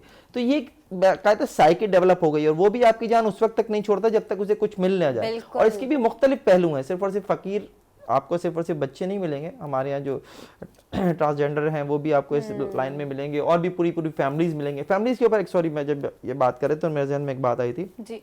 ये जो फैमिलीज है ना जो बच्चों को उठाए घूम रही होती हैं, ख्वातीन मर्द ये सब, अगर आप इनका डीएनए कराएं ना तो ये उस फैमिली के भी नहीं मिलेंगे। बिल्कुल सही कह रहे हैं। इस हद तक ये बाकायदा प्रोवाइड किए जाते हैं उन्हें कि तुमने इनको लेके फिरना है ताकि तुम जो है किसी की हमदर्दी ले सको। किराए के बच्चे मिलते हैं। बिल्कुल वही मैं बच्चे किराए पे मिल जाते हैं। अगर आपको भीख मंगवाना है, अगर आपको जो अपने कारोबार को बढ़ाना है, भीख मांगना भी एक कारोबार है। तो ये लोगों की मतलब साइकोलॉजी से किसी ना किसी तरह पे टैकल करना होता है। बिल्कुल इस बारे में इस हवाले से भी बात करेंगे, और ये भी बात करेंगे कि क्या भीख ना देना ही इसका सोल्यूशन है या नहीं। लेकिन उससे पहले हमें लेनी छोटी सी ब्रेक के बाद आपको ज्वाइन करेंगे। देखते रहें जी उठा पाकिस्तान।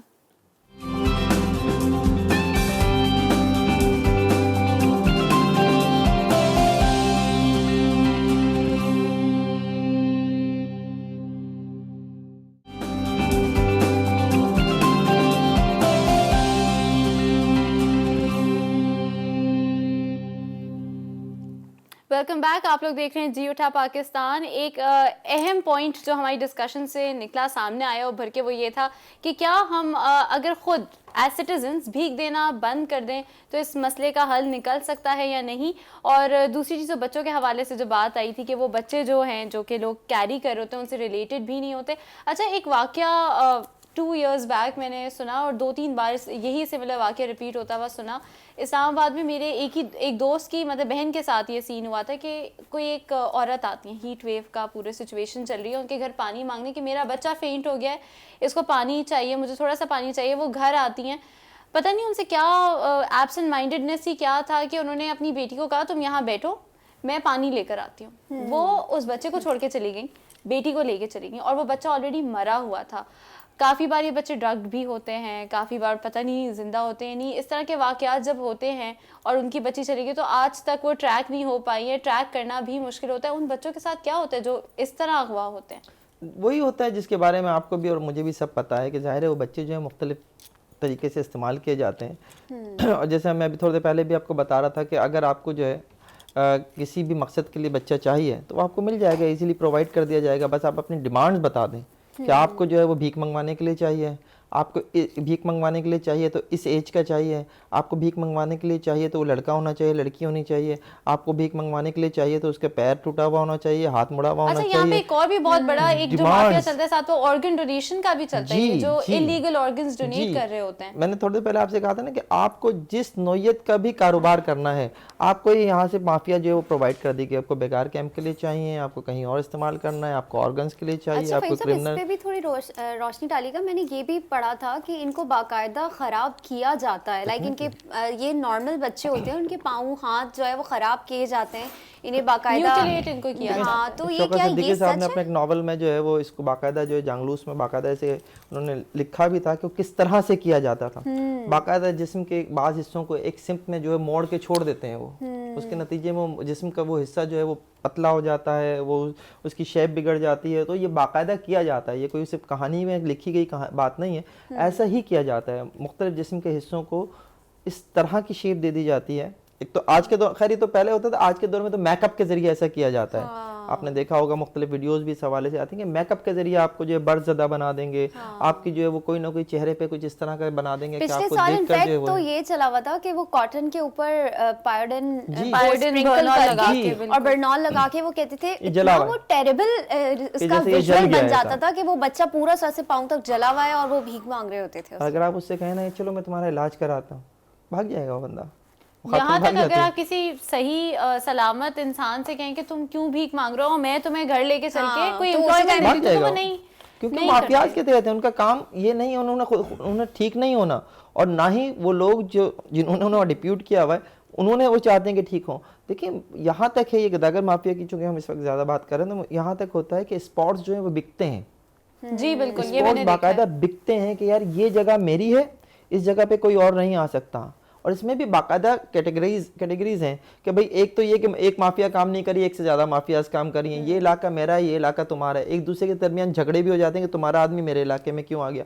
अब इस माफिया से अगर आपने कोई जगह खरीदनी हो, कोई ऐसी जगह खरीदनी है जहाँ आप समझते हैं कि आपको ज़्यादा भीख मिलेगी, तो आप उसके लिए बाकायदा टेंडर करें, आप उसके उस जगह को ख़रीदें। यानी यहाँ तक हुआ कि पिछले दिनों तो एक बड़ा मज़े का सीन हुआ था, मुझे ट्रैफिक पुलिस के एक अफसर ने भेजा कि उसके पास एक एप्लीकेशन जो एक भिखारी की तरफ से आई कि ट्रैफिक पुलिस के 2 एहलकार हैं, वो हमें यहाँ भीख नहीं मांगने देते। तो उसने जो डीआईजी ट्रैफिक को लिख दिया कि जनाब इनके खिलाफ कार्रवाई की जानी चाहिए। My God. God. ये इस हद तक भी होता है। तो ऐसा ही है कि ये सारे बच्चे और ये सारी फैमिली, अच्छा, क्रिएटिविटी का भी जो लेवल है इनके अंदर वो इतना हाई होता है कि मैंने देखा कि अब आप देखें साफ़ सुथरे इलाके होते हैं, हम अपने एरिया की बात कर रहे थे कि कुछ इलाके हैं जो अपर क्लास में शामिल होते हैं फॉर एग्जांपल। तो अब मैंने ये देखा कि मेरे घर के पास एक स्टोर है, like 2 streets away from my house there is that store जो ड्रग स्टोर है नॉर्मल, तो उस पर बड़े अच्छे साफ सुथरे लोग आते हैं। अब इन्होंने साइकोलॉजी के, आप देख रहे हैं एहसन साहब की साइकोलॉजी, इन ये कितने एक्सपर्ट है इंग्लिश बोलना साइकोलॉजी। शुरू हो गए हैं। बिल्कुल, वाकई अरे, में। अंकल, वाह। आंटी, एक्सक्यूज मी, अरे मैं प्लीज। यही तो आपको बता रही हूँ कि वो बच्ची है और वो इतनी रंगत की, मुझसे ज्यादा साफ उसकी रंगत, उसने स्पेक्टिकल्स लगाए हुए, अबाया उसने किया हुआ है। वो आई मेरे पास, मैं बैठी हुई इंतजार कर रही थी पापा का गाड़ी में, वो आई कहती है अस्सलाम वालेकुम, एक्सक्यूज़ मी आप मेरी 2 मिनट बात सुन सकती हैं?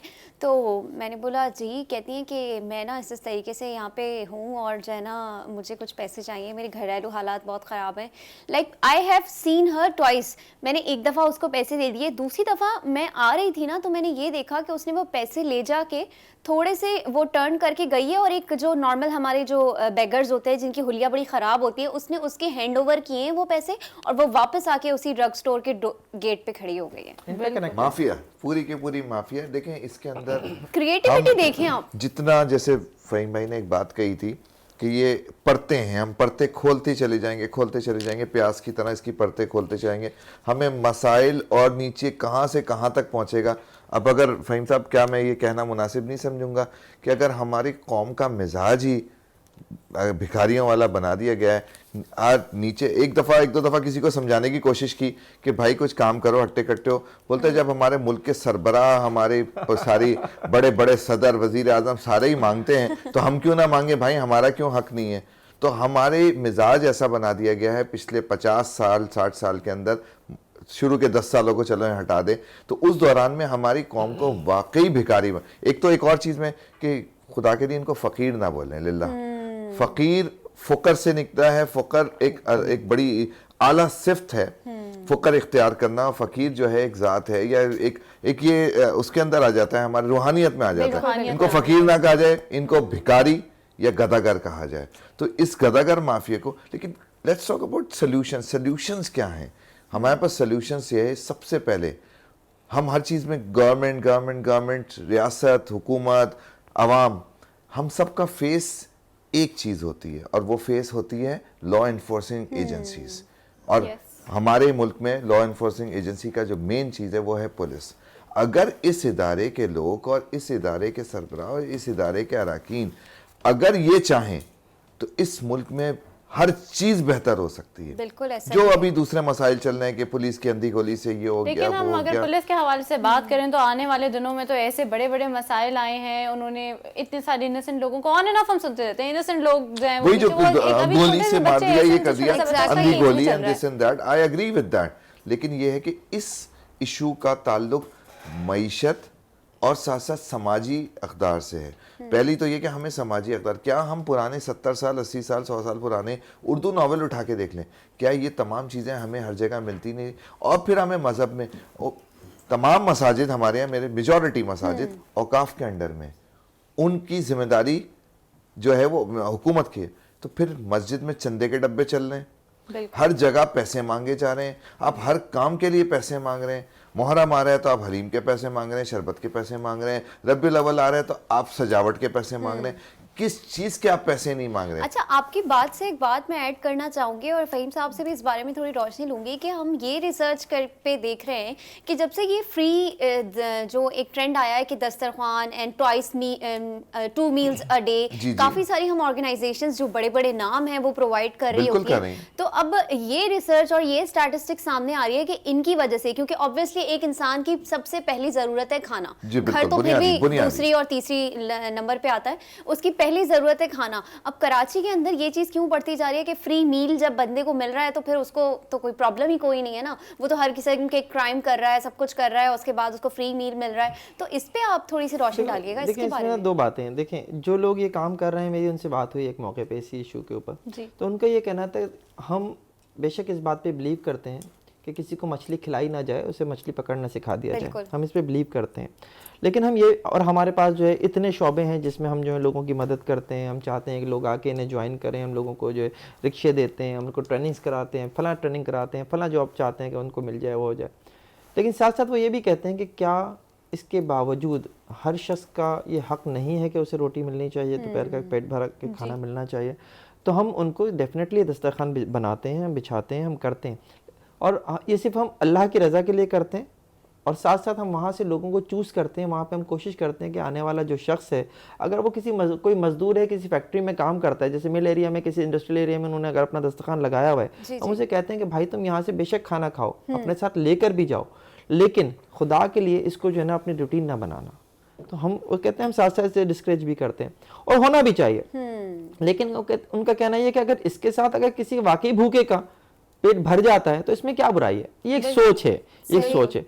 और होना भी यही चाहिए कि आप किसी को मछली खिलाने की बजाय उसे मछली पकड़ना सिखा दें ताकि वो खुद अपना काम करे। लेकिन ये सोच जो है ना कि हम आज के दौर में वो एक मेहनत करने वाली कौम तो रहे नहीं है, हमें जो है वो पका पकाया चाहिए। हम सोचते हैं कि यार ठीक है, जितनी जल्दी जो है वो चीज़ मिल जाए उतनी बेहतर है। हम शॉर्ट कट के पीछे भागते हैं कि शॉर्टकट होना चाहिए। तो ये टोटल एक साइकी बन गई है कौम की, इस माइंडसेट, हाँ माइंडसेट, इस कौम की साइकी को बदलना होगा। जैसे कि आप कह रहे थे कि अल्लाह ताला ये नहीं फरमाता कि बस दे दो, तुम सर्च करो, ढूंढो, नादार कौन है उसको दो, ये नहीं कहा कि सबको दे दो। तो वही बात है ना, हम लेजी इतने हो गए कि हम सोचते हैं कौन ढूंढे यार, ये खुद ही चल के आ गया ना, तो इसी को दे दो। और फिर साथ साथ ये कि आप उसे जान भी छुड़ाते हैं, एक पहलू नहीं है, कई पहलू हैं, बहुत पहलू हैं। आप उसे जान छुड़ाते हैं, अरे यार क्या सर पे आके सवार हो गया, आप फैमिली के साथ हैं, डिस्टर्ब हो रहे हैं। फिर आपको साथ साथ ये होता है कि यार ऐसा ना हो कि इसके चक्कर में कोई स्ट्रीट क्रिमिनल आ जाए। आप ये देखते हैं कि यार ये जो ये एक अलग खौफ है हमें, ऐसा ना हो कि कोई कुछ छीन ले, गोली मार दे, कुछ कर दे। ये वाली सारी चीजें जो है ना, उसकी वजह से एक अजीब सी हमारी साइकी डेवलप हो गई। अच्छा, फिर भीख मांगने वालों ने या स्ट्रीट चिल्ड्रन ने, उन्होंने भीख मांगने का सिर्फ एक तरीका नहीं इख्तियार किया हुआ कि वो आपके आगे आके हाथ फैलाएंगे। आपने स्ट्रीट उस पे सिग्नल पे गाड़ी रोकी है, एक आएगा आपकी गाड़ी का शीशा जो है साफ करने के नाम पे जो है एक आपको फ्लावर्स ऑफर कर रहा होगा, कोई फ्लावर ऑफर कर, दिमाग घूम जाता है यार, क्या है भाई, मैं अभी तो सुबह अपनी गाड़ी साफ करके खुद साफ करा के निकला हूं, तुमने तो शीशा खराब कर दिया होगा। लेकिन उसके बाद वो आपके हाथ आगे खड़ा हो जाए।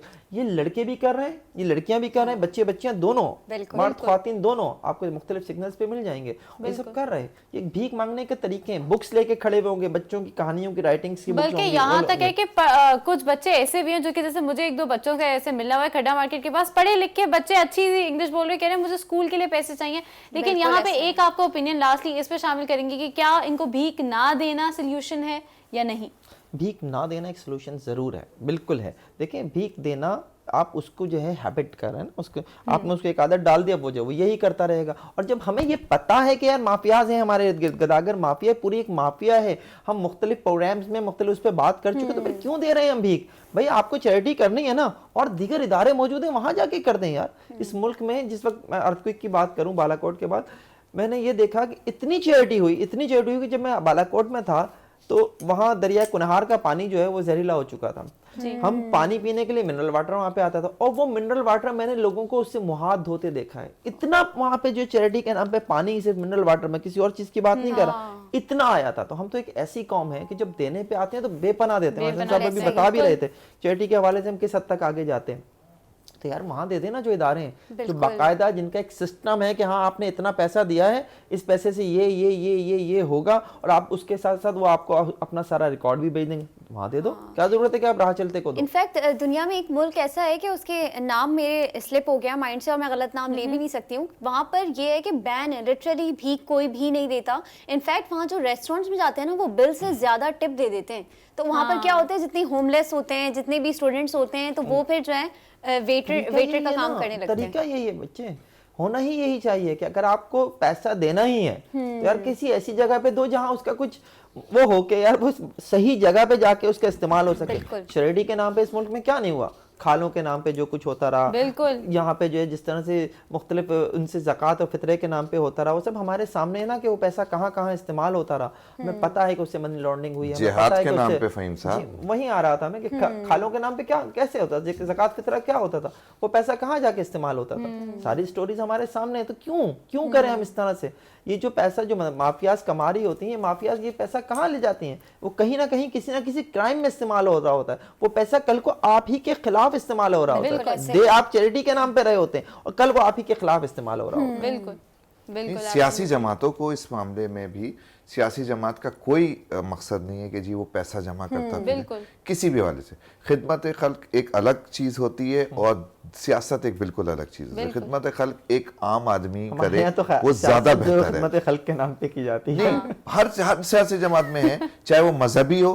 मजहबी जमातों ने भी अपने तौर पे लिबादा उड़ा हुआ है और उनका पैसा फिर जो है वो टेररिज्म में यूज होता है। इसके बहुत लंबे डांडे हमें मिलते हैं, क्योंकि ये जिस किस्म की इन्वेस्टिगेशंस में ये रहे हैं, इनको बल्कि एक आम आदमी से ज्यादा पता है। और ये जो टॉपिक हमने आज उठाया था, असल में ये टॉपिक भी ऐसा है कि ये हमने शो पे बार बार भी मेंशन किया कि जितना ज्यादा इसके अंदर डीप डिग करेंगे उतनी ज्यादा चीजें निकलती रहेंगी, उतनी ज्यादा चीजें सामने आती रहेंगी। लेकिन इस नए पाकिस्तान में हम लोगों को एज रिस्पॉन्सिबल सिटीजन एटलीस्ट ये अहद कर लेना चाहिए कि हम ये जो भीख देते हैं या हम जो जैसे चैरिटी के तौर पे चीजें देते हैं, जरा रिस्पॉन्सिबली इस चैरिटी को दें ताकि वो इस्तेमाल भी रिस्पॉन्सिबली हो। ऐसा नहीं कि पाकिस्तान में ऐसे इदारे नहीं है जहाँ पे आप चैरिटी दे तो वो रिस्पॉन्सिबली इस्तेमाल ना हो। और जो स्ट्रीट के लोग हैं उनको अगर हम कम कर दे देना या ना दें तो हो सकता है कलेक्टिवली इस मुल्क में हमें कोई फर्क नजर आए। यूसरा, सबसे पहले आपको अपनी फैमिली में देखना चाहिए। काफी दफा ऐसा होता है कि आपकी खुद की फैमिली में अंडर प्रिविलेज लोग होते हैं जिनके पास इतने रिसोर्सेज नहीं होते, तो उन्हें सबसे पहले देखना चाहिए। और आई थिंक हमारी बातें यहाँ पर चलती रहेंगी। लेकिन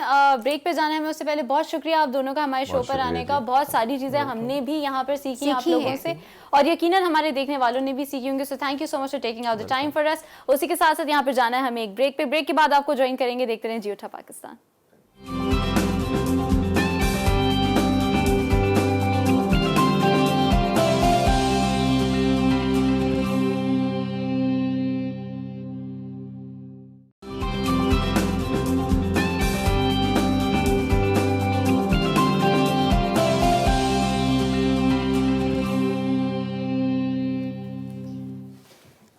welcome back after the break. आप लोग देख रहे हैं जियो उठा पाकिस्तान। ब्रेक पे जाने से पहले जो हम बात कर रहे थे वो इसी हवाले से कर रहे थे कि हमें ये जो भीख हम दे रहे होते हैं हमें नहीं देनी चाहिए।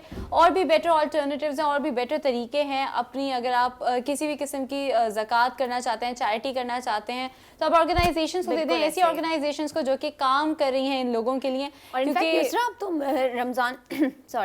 रमज़ान आ रहे हैं और हमें फितरा देना होगा, तो हम अपने अराउंड पहले देखें, क्योंकि कभी कभी ऐसा होता है कि हमारे अराउंड ही ऐसे लोग होते हैं जिन्हें हम इग्नोर कर रहे होते हैं, जो खुद से अपनी ज़रूरत कह नहीं पाते हैं। तो बजाय इसके कि आप किसी अननोन और ऐसे ही किसी स्ट्रीट चिल्ड्रन को या स्ट्रीट पीपल को दे दें, तो उससे पहले आई थिंक अपने अराउंड देखें और अगर आपको कोई नहीं मिलता है तो फिर आप ऑर्गेनाइजेशंस की तरफ जाएं। Absolutely absolutely. उसी के साथ साथ हम आपको कुछ ऐसे लोगों से मिलवाएंगे जो कि इसी तरह के बच्चों के लिए, इसी तरह के लोगों के लिए जो कि स्ट्रीट पर उनके लिए काम करें। तो सबसे पहले इंट्रोड्यूस कराते हैं मोहम्मद शुएब समी को। ये CSR एक्टिविस्ट हैं पाकिस्तान की एक बड़ी कंपनी के लिए, vice chairman of Pakistan council of youth and social activist. अस्सलाम वालेकुम जी, कैसे हैं आप? Good morning. First of all thank you so much for being here with us. और उन्हीं के साथ हमें किससे ज्वाइन किया? उन्हीं के साथ हमें ज्वाइन किया है जनाब। हम जब पहले सेगमेंट में अपने बात कर रहे थे कि स्ट्रीट स्कूल्स जो हैं वो बड़ा ट्रेंड रहा है, 3 साल जो है बड़े यूनिवर्सिटी स्टूडेंट्स ने अपने प्रेशियस टाइम निकाल के अपनी स्टडी के बाद इन बच्चों को पढ़ाया है। तो उसी में से एक टीचर इस वक्त आज हमारे साथ मौजूद हैं। इंट्रोड्यूस करवाते हैं हफ्सा इकबाल को। अस्सलाम वालेकुम Hafsa, thank you so much for coming.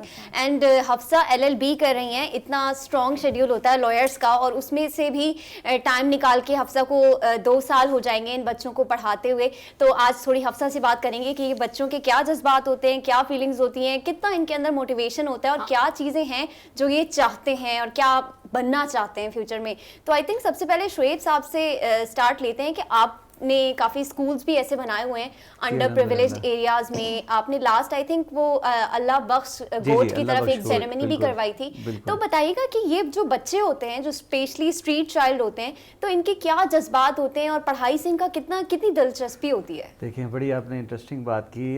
7 years पहले एक सोच आई थी कि यार ये जो बच्चे घूम फिर रहे हैं, हम लोग गए थे विज़िट के लिए कि हम कुछ ऐसा काम करते रहे। अल्हम्दुलिल्लाह तो ज़िंदगी का मौक़िफ़ ही है ये, कुछ ऐसे काम हो जो सदका जारिया भी हों, जो लोगों के लिए मोटिवेशन भी होना। तो मस्जिद में हमने एक की थी शुरुआत इसकी कि आइडिया इस तरह से आया था कि मस्जिद जो है वो दिन में सुबह के अर्ली जो टाइमिंग में है वो फ्री होती है। तो हमारे पास कोई प्लेस नहीं थी। हमने गली के बच्चों को देखा कि वो खेल रहे हैं, कूद रहे हैं, अपना टाइम ज़ाया कर रहे हैं, और वक्त का ज़िया तो वैसे भी एक सही चीज़ नहीं है।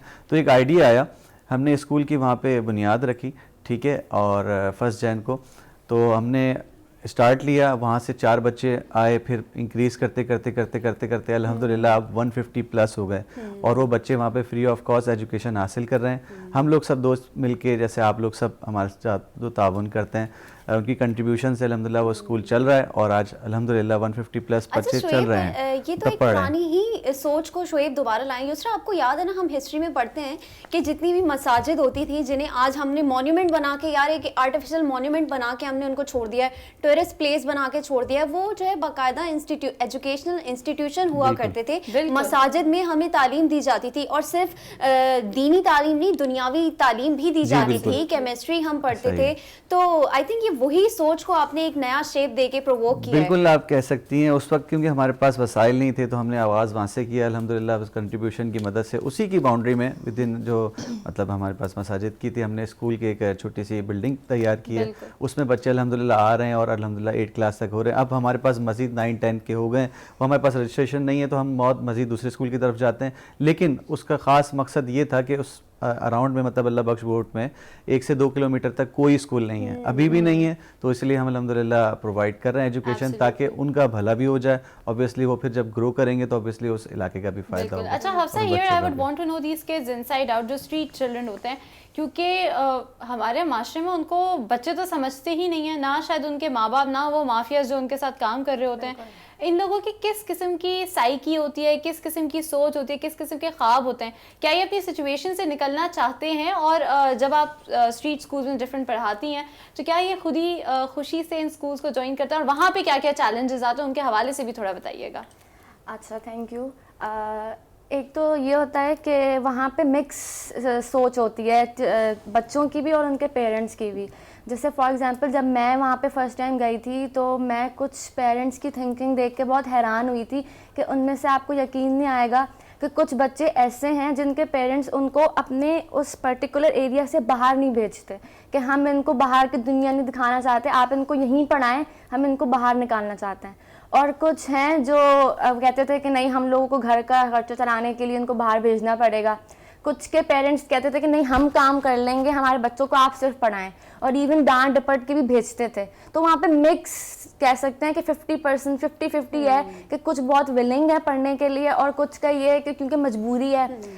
जब हम लोग यूनिवर्सिटी से आ जा रहे होते तो मेन जो गेट है सिल्वर जुबली का कराची यूनिवर्सिटी में, तो आपने देखा होगा यूजुअली बच्चे वहाँ पे टिश्यूज़ वगैरह बेच रहे होते हैं। तो वो हमसे सवाल करते थे कि बाजी अंदर क्या होता है, आप क्या पढ़ती हैं, तो हम उनको फिर अब जब वो ऐसे सवाल करते थे तो हमें होता था कि अल्लाह ताला ने मतलब हमें इतने इस मकाम पे पहुंचा दिया है, हम उन्हें हम इन्हें ABCD help तो out पढ़ा कर सकते सकें, हैं। बिल्कुल। मतलब वो बेसिक, और उनमें से बहुत सारे बच्चे बहुत क्यूरियस होते थे कि आप हमें बताएं कि आप लोग अंदर क्या पढ़ते हैं। अब उनको हम वो तो नहीं बता सकते, तो हमने फिर इस आइडिया से सोचा कि हम क्यों ना उनके ही एरिया में, क्योंकि एक्चुअली उनके पर रिजर्वेशंस भी होती हैं कि क्योंकि माफिया वही कि हमारे बच्चे जो है वो सेफ नहीं हैं, तो उन्होंने कहा कि आप हमारे ही तरफ आके वहीं पे आप इनको पढ़ाएं तो हम उनको भेज देंगे पढ़ने। फिर इवन उन्होंने, हालांकि वहाँ पे मेजॉरिटी जो है ना वो हिंदू कम्युनिटी है, उन्होंने अपना जो मंदिर जहाँ पे वो होता था ना वो स्पेस हमें दी थी पढ़ाने के लिए, फर्स्ट टाइम जो बिल्कुल दी थी। वो लोग इतने विलिंग थे। अच्छा, यहाँ पे किसी किस्म के चैलेंजेस आपको हुकूमत की तरफ से फेस करने पड़े हों या या पॉलिटिकली या इन माफिया की तरफ से फेस करने पड़े? क्योंकि नॉर्मली हमने स्ट्रीट जो स्कूल्स ये खोलते हैं यही देखा है, बहुत बड़े बड़े स्ट्रीट स्कूल्स करे हैं, बड़ी बड़ी ऑर्गेनाइजेशन से भी इनके काम को कवर किया है, सराहा है, कभी कभार फंड भी किया है, लेकिन वो इवेंचुअली गवर्नमेंट की प्रेशर की वजह से, पॉलिटिकल प्रेशर की वजह से या दीगर और रीजंस की वजह से बंद हो जाते हैं, रिलोकेट करना पड़ता है और फिर आप ढूंढ रहे हैं वो किधर हैं। अच्छा, पॉलिटिकल और गवर्नमेंट की तरफ से तो कुछ भी नहीं हुआ था, थोड़ा बहुत सोसाइटी की तरफ से होता था। जैसे फॉर एग्जांपल अब हम लोग अगर वहाँ जा रहे होते थे कच्ची आबादी की तरफ, तो मेरे बहुत सारे सीनियर्स, इवन जो है कुछ रिलेटिव्स भी, कि वो कोई जगह है जाने वाली, तुम लोग वहाँ जा रहे हो, मतलब ऐसे ये फेस करना पड़ा था हमें, क्योंकि हम लोग लड़कियाँ थी तो लड़कियों को ज़्यादा होता था कि उस एरिया में नहीं जाओ, वो सेफ़ नहीं है। लेकिन वहाँ के जो लोग थे वो इतने मतलब उन्होंने हमें इतना अच्छा वेलकम दिया था, वो हमारी इतनी रिस्पेक्ट करते थे। मतलब हमें स्टार्ट में खुद भी थोड़ा बहुत था, लेकिन हमें वैसे ऐसे कुछ, हाँ उनका अपना एक रीज़न ये है कि क्योंकि वो लोग ना चेंजेस, अपनी लोकेशन चेंज करते रहते हैं। जैसे अभी वो यहाँ रह रहे हैं, एग्जैक्टली, तो अब वो थोड़े अरसे बाद कहीं और चले जाएंगे, तो फिर इससे उनकी पढ़ाई डिस्टर्ब होती थी। क्योंकि उनमें से कुछ बच्चे जो है ना, वो जब उनको हम बेसिक पढ़ा देते थे ना KG1 और KG2 लेवल का ABCD और 1-2, तो वहीं पे करीब में स्कूल था, प्राइवेट स्कूल, तो हमारे पास जो स्पॉन्सर्स होते थे तो हम उनको, उन बच्चों को जिनकी अच्छी बेस बन जाती थी, उनका हमने टेस्ट दिलवा के उनको हमने प्रॉपर स्कूलिंग शुरू कर दी थी।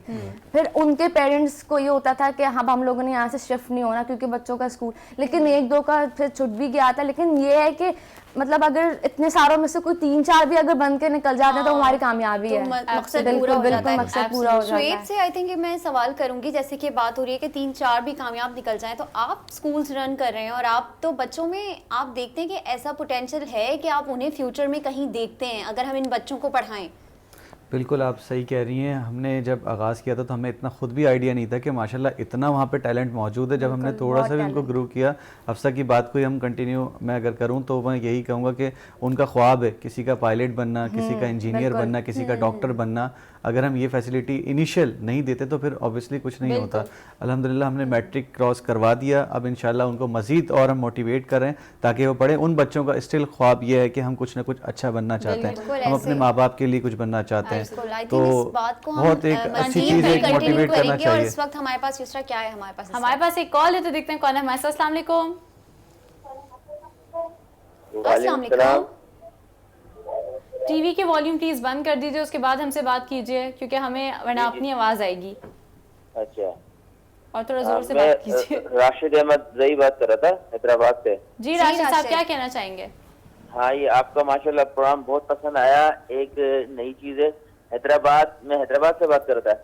हैदराबाद में भी ऐसे चाइल्ड हैं जो स्ट्रीट के ऊपर जो ना कोई पेन बेच रहा है, कोई कुछ बेच रहा है, और माशाल्लाह से बहुत अच्छे शक्ल सूरत के भी और पढ़ना चाहते हैं, लेकिन हैदराबाद में कोई ऐसे वसाइल नहीं है, ऐसी कोई NGOs नहीं है कि वो उनके ऊपर हाथ रखे। जगह जगह चौक पे बच्चे खड़े हुए और भीख मांग रहे हैं, और अच्छी फैमिली से, और उनके साथ उनके वालदा बहन छोटे छोटे बच्चे हैं। तो मैं शुएब साहब से भी आप लोगों से गुजारिश करूंगा कि हैदराबाद का भी विजिट करें और इस तरह से बच्चों के ऊपर जो ना जरा देखें। वो पढ़ना चाहते हैं लेकिन कोई वसाइल नहीं है यहाँ पे। बिल्कुल बिल्कुल, इंशाल्लाह भी बात करते हैं। Thank you so much for your call, take care, अल्लाह हाफिज़। तो भाई आप दोनों से उनकी रिक्वेस्ट है कि हैदराबाद में भी कोई ऐसी एक्टिविटीज़ कराई जाएं कि वहाँ के भी बच्चे जो इन सब चीज़ों में इन्वॉल्व हैं, कि लाइक टिशू सेल कर रहे हैं, पेन सेल कर रहे हैं, तो उन्हें भी। हाँ। बिल्कुल बिल्कुल, आप ये जो ये उन्होंने बात की ना, बिल्कुल ये ऐसा ही है।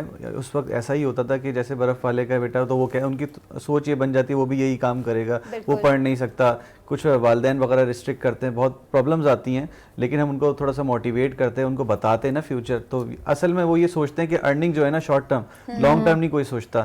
जब शॉर्ट टर्म उनको ऑब्वियसली जब चीज़ नज़र आती है हाँ यार बच्चा कमा रहा है, तो वो बस लग गया, लेकिन असल ये नहीं है। हमारे पास इतनी एग्जैक्टली ये बहुत ज़्यादा प्लान कर भी नहीं सकते हैं। क्या ख्याल है युसरा? बिल्कुल एब्सोल्युटली, क्योंकि जिसके घर में खाने को नहीं है, पहनने को नहीं ये है और problem बच्चे होती इतने है, ज्यादा, आती तो वो तो एज एन अजाब ही इसको ट्रीट करेंगे कि अब इनको काम पे ही लगा दो तो कुछ आ जाए। और जरा सी जिससे हमने बात की थी शो में, माइंडसेट का भी यहाँ पे चेंज जो है ना उसकी बहुत जरूरत है।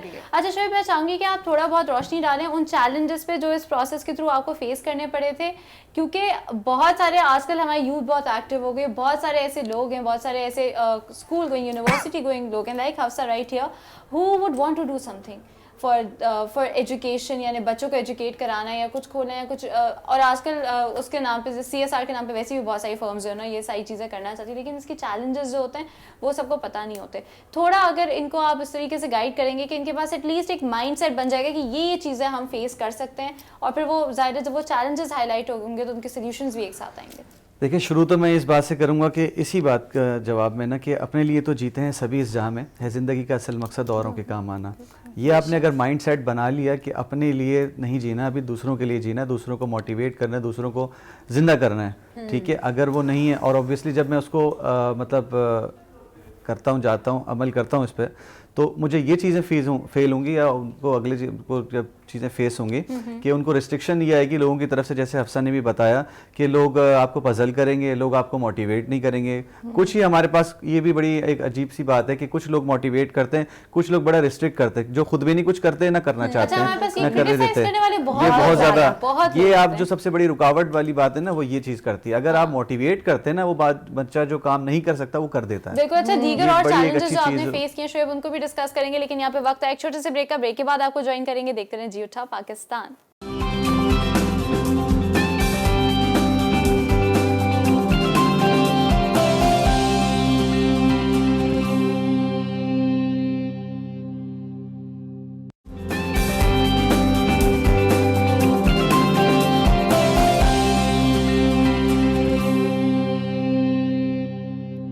वेलकम बैक जनाब। तो बात हो रही है यहाँ पर स्ट्रीट चिल्ड्रन की, ऐसे लोगों की जो अफोर्ड नहीं कर पाते हैं पढ़ाई को, या फिर किसी अब्यूज़ की वजह से रोड पर रह रहे हैं, या फिर होमलेस हैं, उनका कोई घर नहीं है। तो इस वक्त हमारे साथ जो मौजूद हैं गेस्ट, वो ऐसे बच्चों को पढ़ाने के लिए अपना कीमती वक्त निकालते हैं, अपनी एफर्ट निकालते हैं, और ये खुद भी बड़े टैबूज से लड़ रहे होते हैं। जैसे कि अभी हफ्सा जो हमारे पास इस वक्त मौजूद हैं, वो स्ट्रीट स्कूल की टीचर हैं, वो ये कह रही थी कि हमें खुद भी बड़े टैबूज से गुजरना पड़ता है कि घर वाले कहते हैं कि आप लड़की होके ऐसे एरियाज में जाएंगी और पढ़ाएंगी, तो ये तो वो लोग भी काफ़ी चैलेंजेस से गुजरे होते हैं। साथ ही हमारी ऑफर भी आप दोनों से बात हो रही थी कि ये जो बच्चे होते हैं ये इतने प्रिविलेज नहीं होते और ये अच्छे घरों से भी अक्सर आपके स्कूल्स में आते हैं, तो इस पे थोड़ी सी रोशनी डालिएगा। इसका मतलब जो रीज़न है वो मैंने आपको बताया भी था ऑफर कि यार प्राइवेट स्कूल की ना बहुत ज़्यादा फीसेस बढ़ गई हैं। अब तो हर कोई अफोर्ड नहीं कर सकता। एग्जैक्टली, गवर्नमेंट की तरफ अगर हम जाएँ तो कुछ तो स्कूल का बहुत ही बुरा हाल है, आपने बिल्कुल नज़रसानी से गुजरा होगा।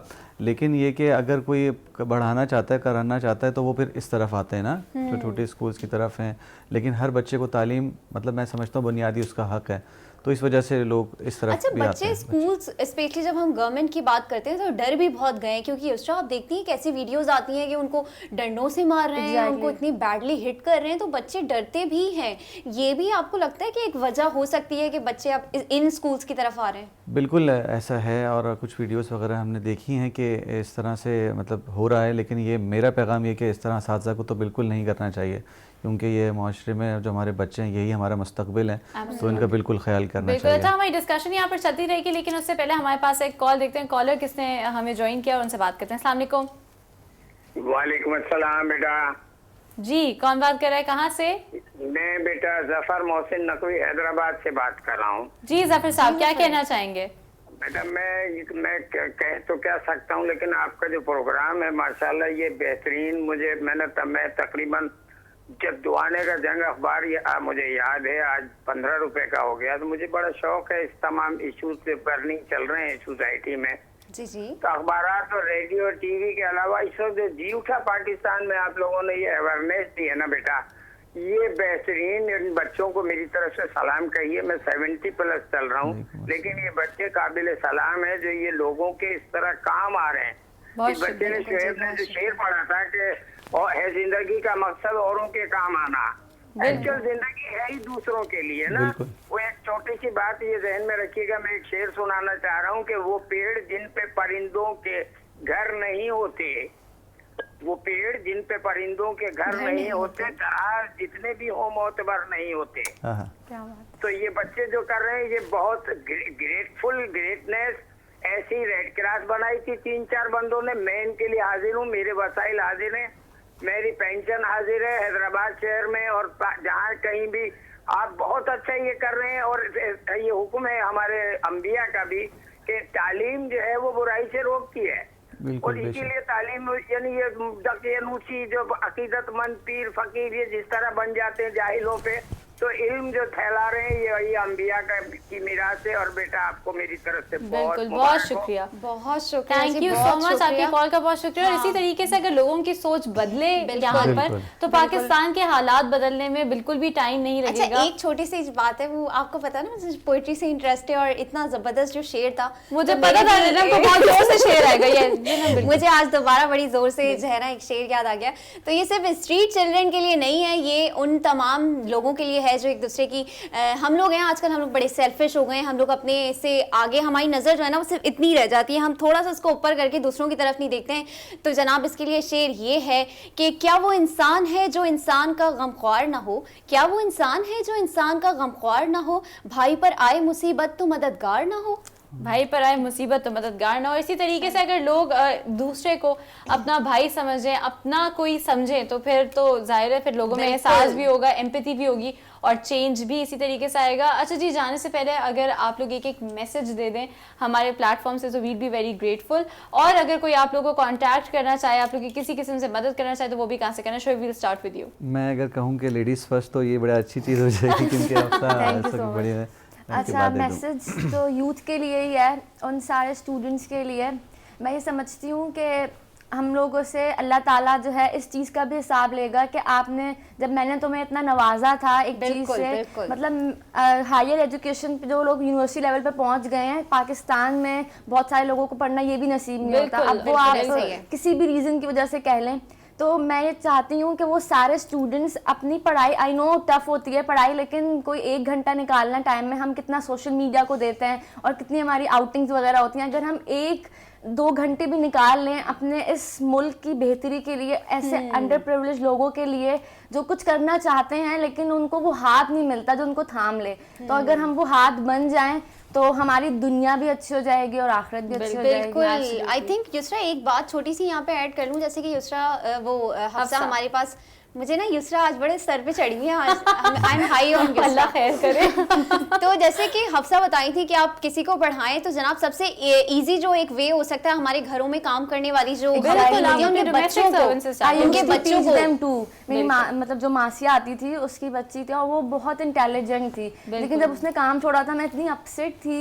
एब्सोल्युटली। अच्छा जी, शोएब एक last message please. Try again and again till your success. हमेशा काम जब आपने एम बना लिया तो आपने घबराना नहीं है, कोई आपको मोटिवेट करे ना करे, लेकिन आपने अपना एम बना लिया, आपने पूरा करना है। इंशाल्लाह आपको सपोर्ट अल्लाह की तरफ से जरूर होगी, दूसरों की मदद जरूर करते रहिए। जनाब कि कहाँ किस पेज पे आपको बिल्कुल, contact Pakistan council of youth का हमारे पास पेज है। आपको किसी किस्म की कोई हेल्प हो या आप जो इस तरह सजेशन देना चाह रहे हैं, बहुत बहुत शुक्रिया आप लोगों का, आपने सपोर्ट किया। और इनबॉक्स कीजिएगा, इंशाल्लाह मैं आपसे वहाँ पे कांटेक्ट करूँगा, मेरी टीम कांटेक्ट करेगी और फिर इंशाल्लाह कुछ भी हो सकेगा हम जरूर करेंगे। बिल्कुल। एंड विद दैट हमारे शो का टाइम खत्म हो गया। ट्यून इन करने का, शो देखने का बहुत शुक्रिया। अगर आज आपको हमारा शो अच्छा लगा है तो उसके हवाले से भी हमें फीडबैक जरूर दीजिएगा। जियो उठा पाकिस्तान के फेसबुक पेज पे हमें ज्वाइन करें और एक रिस्पॉन्सिबल शहरी बने, पाकिस्तान के लिए कुछ ना कुछ करें, क्योंकि ये मुल्क ही है जो हमारा सब कुछ है और इस मुल्क की वजह से ही हम हैं। उसी के साथ इजाजत लेते हैं। Until next time, take care, अल्लाह हाफिज। अल्लाह हाफिज।